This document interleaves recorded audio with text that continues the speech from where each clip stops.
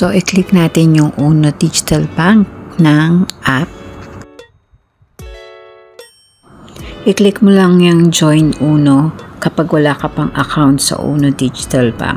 O log in para makapag-start ka sa paggawa ng Uno Digital Bank.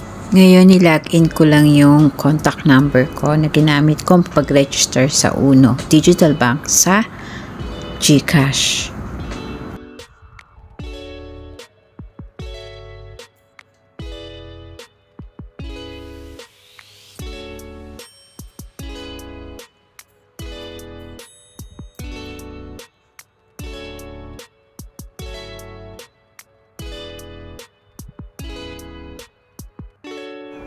So guys, ito na yung pinaka-dashboard ng Uno.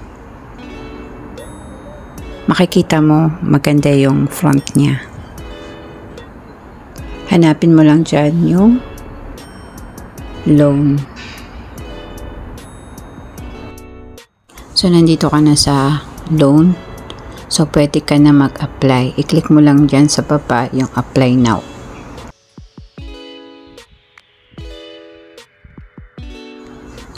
So, ilolocate niya yung lugar mo.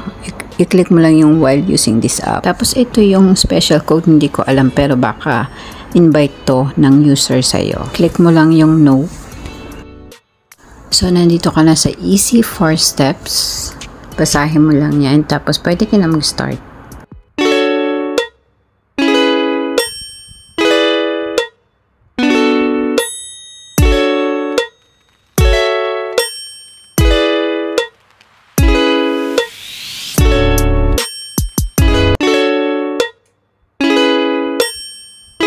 So, na-submit ko na. So, processing now. Kaya lang, failed ako. So, after 6 months, bago ulit ako mag-reapply. So, thank you for watching. So, please do subscribe and like this video. Thank you. Bye!